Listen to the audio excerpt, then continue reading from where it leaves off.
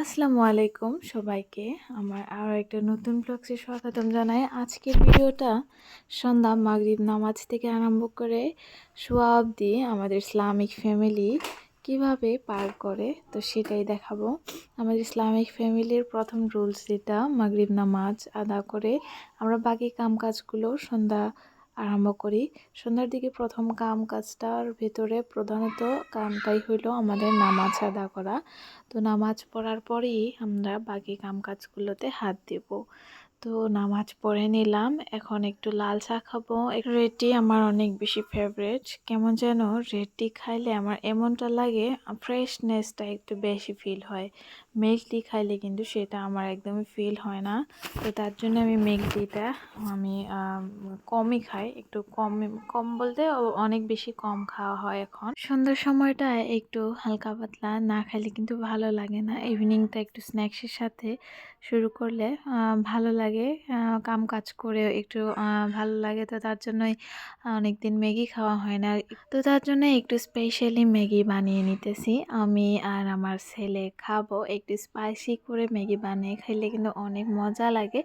তো দেখলেন ম্যাগিটা কিভাবে বানিয়ে নিলাম, দেখতে অনেক সুন্দর লাগতেছে, খেতেও হয়তো বা অনেক সুন্দরই লাগবে। সন্ধ্যার সময়ে কিন্তু প্রায় দিনই ফাস্ট ফুডগুলো খাওয়ার ক্রেভিংস হয়ে থাকে, তো তার জন্যই ম্যাগিটা খেয়ে ভালোই লাগলো। এখন বাকি কাজগুলো করার জন্য চলে এলাম কিচেনে।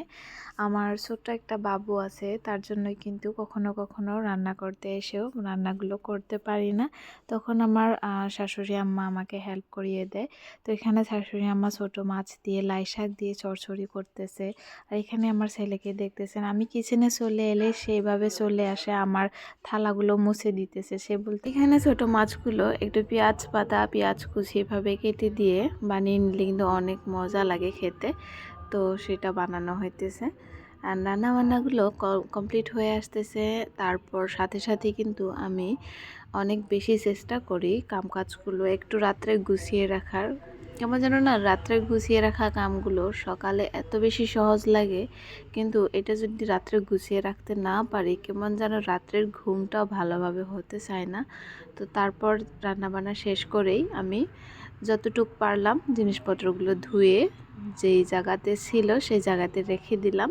এভাবে রাখলে কাজগুলো অনেক বেশি সহজ হয়ে যায়, সকালে উঠে একটা ফ্রেশ ফিল হয়। আমরা রাত্রের খাবারগুলো একটু ফাস্ট খাওয়ার ট্রাই করি, কারণ আমার শ্বশুর শাশুড়ি ওনাদের সুগার পেশেন্ট, তো তার জন্য কিন্তু খাবারগুলো লেট করে খাওয়াটা ঠিক না। তো আমরা 10টার দিকে বা 10:30টার দিকে রুমে এসে আমি আমার রুমটা একটু ক্লিন করে নেই, বেডগুলো গুছিয়ে নেই শোয়ার আগে। তারপর আমার বেড যেগুলো কার্টেন আছে সেগুলো একটু টেনে টুনে দিই, কারণ বাহিরের পহরগুলো শোয়ার পর যদি চোখে আসে একদমই ভালো লাগে না। তো তাই সব কিছু কভার করিয়ে দিই। সব কিছু গুছানোর পর ঈশার নামাজটা পড়ার জন্য চলে আসলাম। ঈশার নামাজটা একটু আগে পড়লে বেশি ভালো হয়, কিন্তু কাজের মাঝখান দিয়ে নামাজটা পড়া একটু লেট হয়ে যায়। 10টা 10:30টার দিকে আমি ঈশার নামাজটা পড়ে নেওয়ার চেষ্টা করি। তারপর যেহেতু অজু করা হয়, অজু করলে স্কিনগুলো একদম ড্রাই হয়ে যায়, তাই শোয়ার আগে একটু লোশন বা একটু অয়েল লাগিয়ে কিন্তু আমি শুইতে পছন্দ করি, অনেক বেশি ফ্রেশ লাগে। তো এইভাবে আমার রাত্রের রুটিনটা এইভাবে ফলো করা হয় প্রতিদিন। যদিও এক ধরনের না থাকে, একটু অন্য ধরনের হয়, তবু এইভাবেই আমাদের রাতটা শোয়ার আগ পর্যন্ত এইভাবে পার করা হয়। তো ভিডিওটা কেমন লাগলো জানাতে ভুলবেন না, ভালো লেগে থাকলে একটা লাইক করে দিবেন, অ্যান্ড পাশে থাকবেন, চ্যানেলটা সাবস্ক্রাইব করে নেবেন। আপনাদের অনেক অনেক অনেক ভালোবাসার প্রয়োজন। আজকের জন্য এইটুকুই, আবারও দেখা হবে। মেঘদার শোয়ার আগে তার আব্বুর সাথে একটা ড্রিঙ্কস খাইতেছে। তার আব্বু প্রতিদিনই এই ড্রিঙ্কসটা খেয়ে থাকে, তো তাকেও দিতে হয়, না দিলে সে কান্না করে। আমার কাছে এসে আমাকে বলতেছে আব্বু আমাকে খেতে দেয় না, কিন্তু এটা তো তার খাবার না, সে তো বুঝতে পারে না, তো তার জন্য একটু জিদ করতেছিল।